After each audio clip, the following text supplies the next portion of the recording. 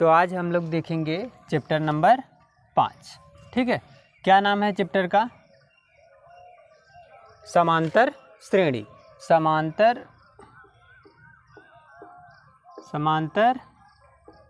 श्रेणी। आज हम लोग इस पाठ को देखेंगे, ठीक ना।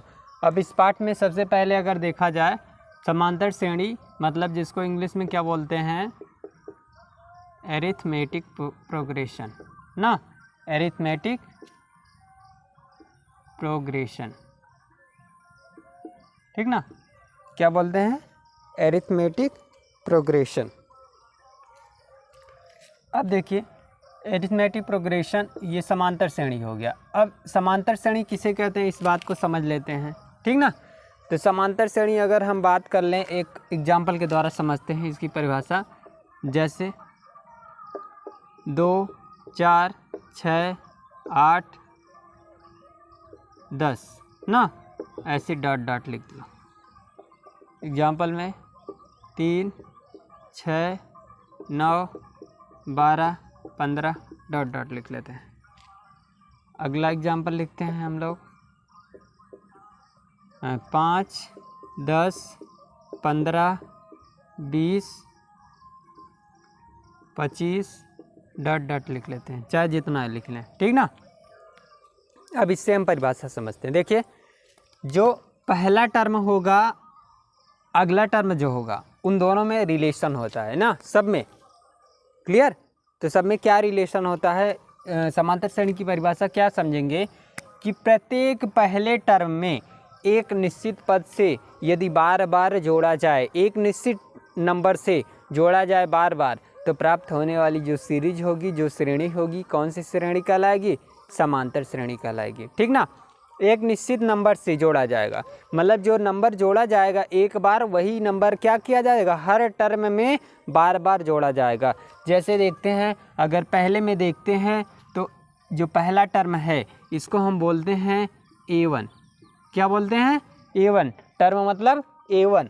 उसके बाद जो दूसरा इसका आगे वाला, इसमें क्या जोड़ा गया है, A1 बराबर 2, और जो जोड़ा गया है उसको बोलते हैं D। क्या बोलते हैं उसको, D कितना है, 2। अब देखिए इसमें 2 को जोड़ा गया 4 में फिर 2 जोड़ा गया है, फिर सब में 2 जोड़ा गया है ना, इसीलिए बोलते हैं इसको डिफरेंस। देखिए 4 में से 2 को घटाओगे 2, 6 में से 4 को घटाओगे 2, 8 में से 6 को घटाओगे 2, और 10 में से 8 को घटाओगे 2।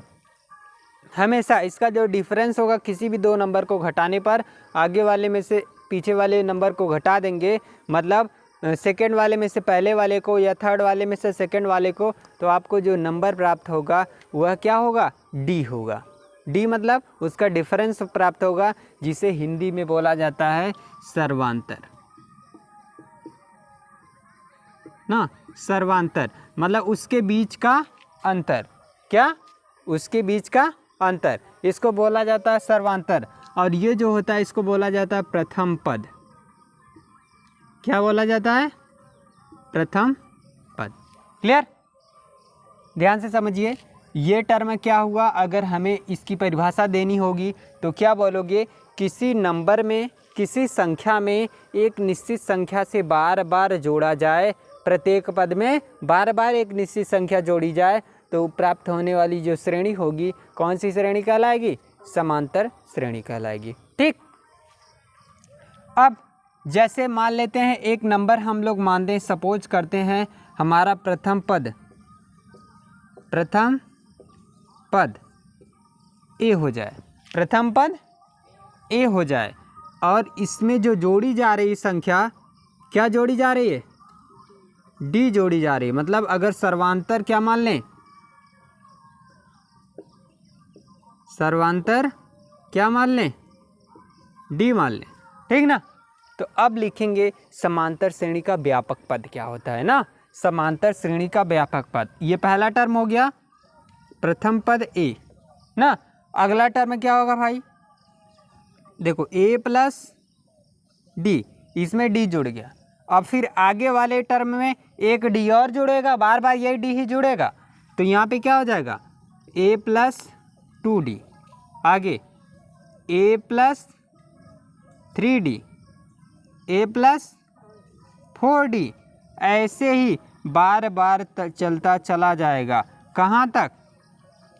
जितना लेकर जाना चाहें ए प्लस एन डी तक, लास्ट तक। इसे लास्ट टर्म भी बोला जाता है, यल भी बोला जाता है इसको ना। ठीक, देखिए हमने समांतर श्रेणी का जो व्यापक रूप निकाला ना, समांतर श्रेणी का व्यापक रूप निकाला, तो व्यापक रूप क्या निकला भाई? ये देखो, समांतर श्रेणी को शॉर्ट में क्या बोलते हैं? ए और पी। इसे शॉर्ट में क्या बोलते हैं? A P.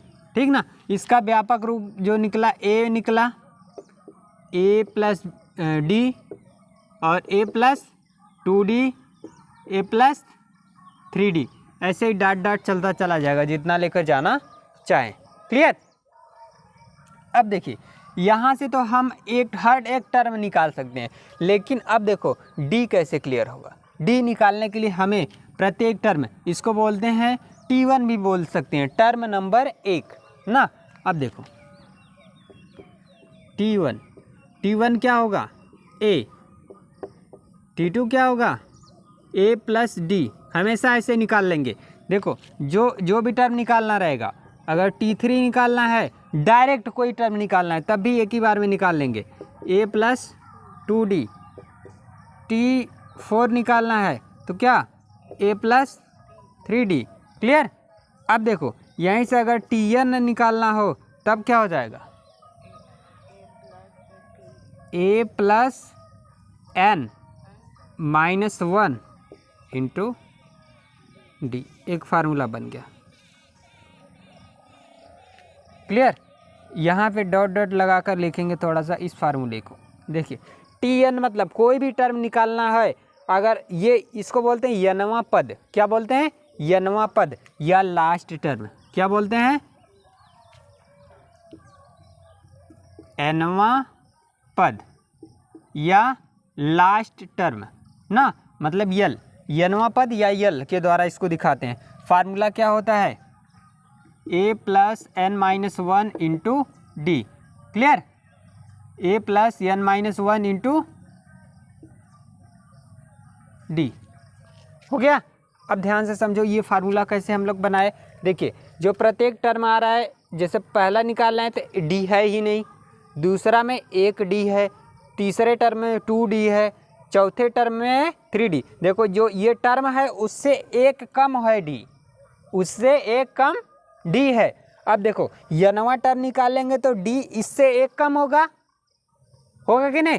तो यनवा पद मतलब n-1। क्लियर? अगर इस टर्म को देखा जाए तो ये क्या है? 2 वाला अगर देखोगे, 1 वाला देखोगे तो ये क्या है? 2-1 मतलब 1d, 3-1 मतलब 2d, 4-1 मतलब 3d, है ना। सब में एक एक घटा कर लिखा गया है, तो वैसे इसको भी हम घटा देंगे तो यनवा पद निकल जाएगा। ठीक ना। अब सर्वांतर यदि हमें d निकालना है ना, d, तो d मतलब डिफरेंस होता है, तो हर एक पद का d निकालने के लिए हमें हमेशा d निकालना है तो a2 माइनस a1 करना पड़ेगा ना, या इसी को हम बोल सकते हैं t2 माइनस t1 करना होगा। क्लियर? हमें जब भी d निकालना है, मतलब दूसरे वाले पद में से पहला पद घटा दो, दूसरे वाले पद में से पहला पद घटा दो, हमेशा आ जाएगा क्या? d आ जाएगा। मतलब d मतलब डिफरेंस, सर्वांतर जिसे बोलते हैं। क्लियर? सर्वांतर आ गया। अब देखो ये यन पदों का योगफल आ गया। अभी इसका यूज नहीं है पहले एक्सरसाइज में, सेकेंड एक्सरसाइज में आपको 3 ही चीज़ याद करना है। क्या? पहला तो टर्म हो गया, दूसरा यनवा पद। यनवा पद मतलब कोई भी पद आपको कह देगा 80 टर्म निकालो, 100 वाला निकालो, 1000 निकालो, तो कोई भी बोल देगा। तो किसी भी पद को निकालने के लिए ये फार्मूला लगा दोगे। सिर्फ आपको क्या पता होनी चाहिए इसमें, जहाँ पे ए मतलब क्या है? प्रथम पद, और डी मतलब क्या है? सर्वांतर है, और यन मतलब क्या है? पद की संख्या, या बोल दें पदों की संख्या। यन क्या है?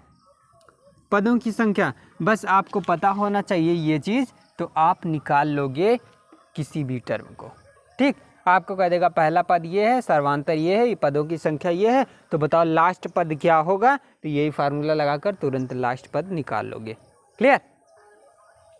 या फिर बहुत बार ऐसा दे देगा, लास्ट टर्म दे देगा, कहेगा पहला पद बताओ, ये 3 ठो दे देगा, मतलब इसमें से एक चीज़ दे देगा। यल बराबर लास्ट टर्म मतलब अंतिम पद,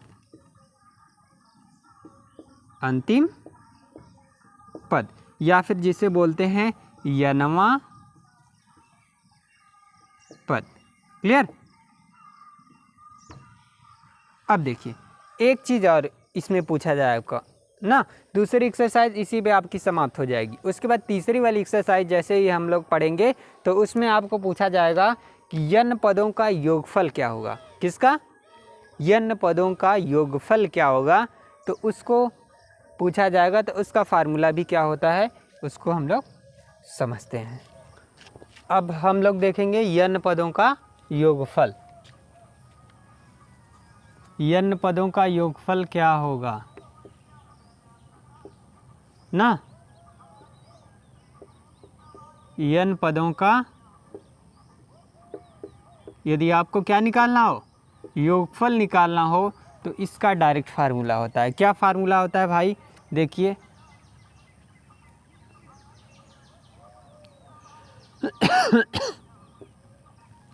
इसको एसएन बोला जाता है। क्या बोला जाता है? एसएन। एसएन मतलब सम ऑफ नंबर ऑफ टर्म ना, मतलब सभी टर्मों को क्या करना, जोड़ना। फार्मूला होता है 1/2 ना, ब्रैकेट में नहीं, n/2, n/2 ब्रैकेट में 2a plus n-1 into D.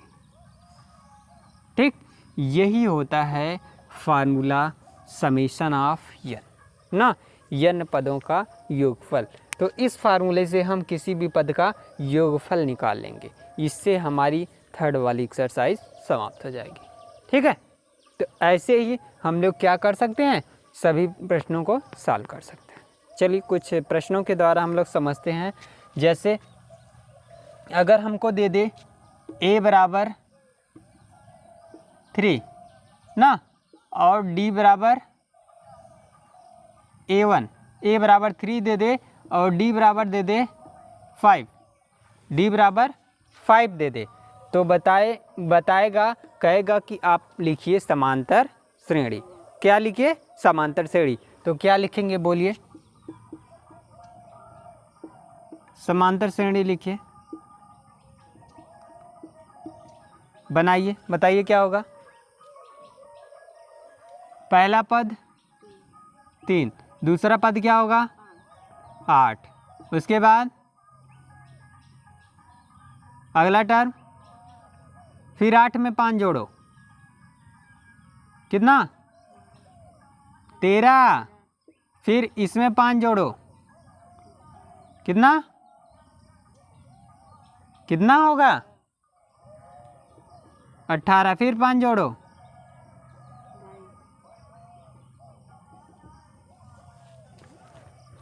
जोड़ भी नहीं आ रहा है आप लोगों को। तो ऐसे ही सभी टर्म को निकाल लेंगे। 3 में 5 जोड़ोगे 8, 8 में 5 जोड़ोगे 13, 13 में 5 जोड़ोगे 18, 18 में 5 जोड़ोगे 23। ठीक है, तो अब इसको टर्म वाइज भी आप निकाल सकते हो। क्या देखिए, अगर ऐसा बोल दे कि आप 80 वाला टर्म बताओ,